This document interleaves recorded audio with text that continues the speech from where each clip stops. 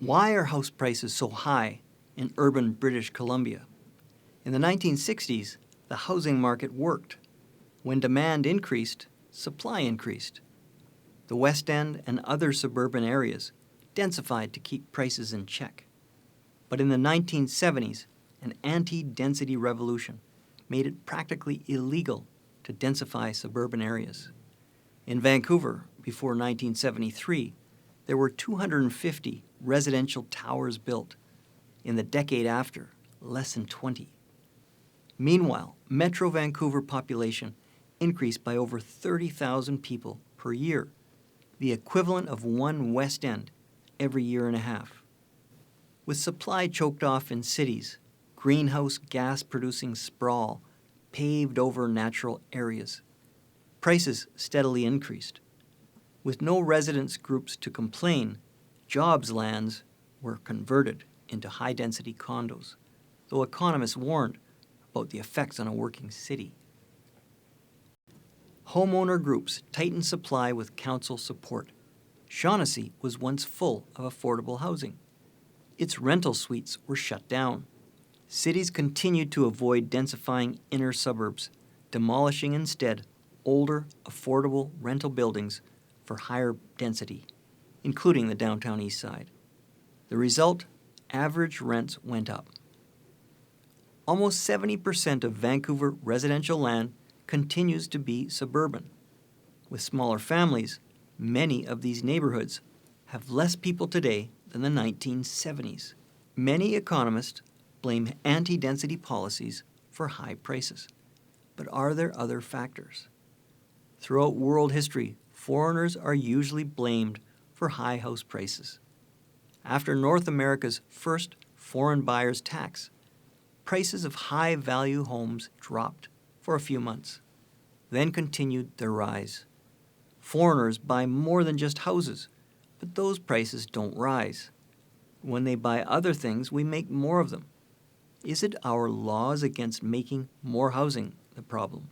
Non-economists claim Chinese foreigners are causing high prices for detached houses, purchasing up to 70%, with one-third owned by low-income students or homemakers.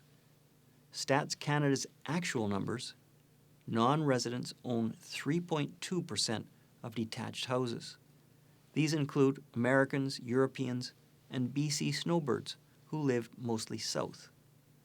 Stats Canada is now researching the claim that foreigners are hiding their ownership. Foreigners are more likely to own condos, which have seen the slowest growth in prices. They own newer, more expensive condos downtown, where many of them have work or businesses. Some are pied-à-terres, common to all major downtowns. Foreign ownership has a long history in Vancouver. Poet Rudyard Kipling bought 2 homes on Fraser. Westminster and 9th had their names changed to Main and Broadway to attract U.S. investors. Vancouver's most renowned neighborhoods were built by Asian investors. Economists continue to claim that foreign buyers have only a modest impact on our house prices. Empty houses. A City of Vancouver study showed that the rate of empty houses has not changed in 15 years. There are many empty homes because strata councils forbid rental. Hundreds of good apartments lie empty.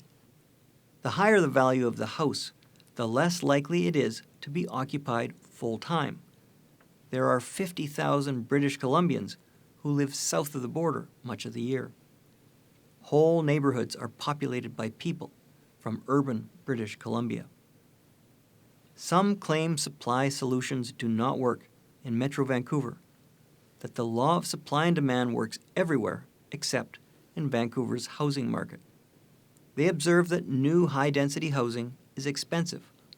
Well, all new housing is expensive. It is the average price that drops. Speculators are affecting house prices. They rightly believe that our anti-supply house policies will result in even higher prices. Most speculators are actually British Columbians. They will stop speculating when we flood the market with new homes. are NIMBYs responsible for our high prices? It stands for Not in My Backyard. In my view, every owner should have the right to decide what happens on their property. But some want to decide what happens in their neighbor's yard.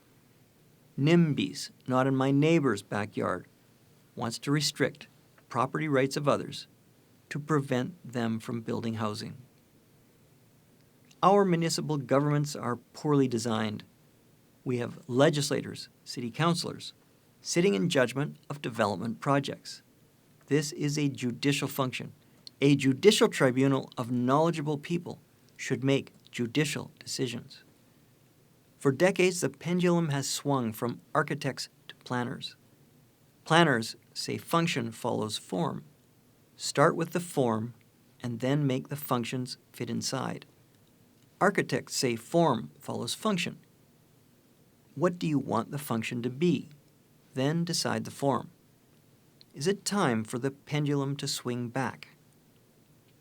Do you want to see house prices go down? Then we need to deal with the real problem, us. 12 years ago, as mayor of Vancouver, I tried to stop rising house prices through the Eco-Density Initiative. We won't succeed by tinkering with the system. We need major change. I have proposed modernizing city governance by removing elected politicians from public hearings, making zoning function, not form-based, and strengthening property rights by supporting NIMBYs over NIMBYs. Building more housing in many of our least populated areas is illegal. It is doing great harm to our young people and our economy. Let's get the housing market working again. Let's free up our design professionals. Let's restore property rights. Let's legalize housing.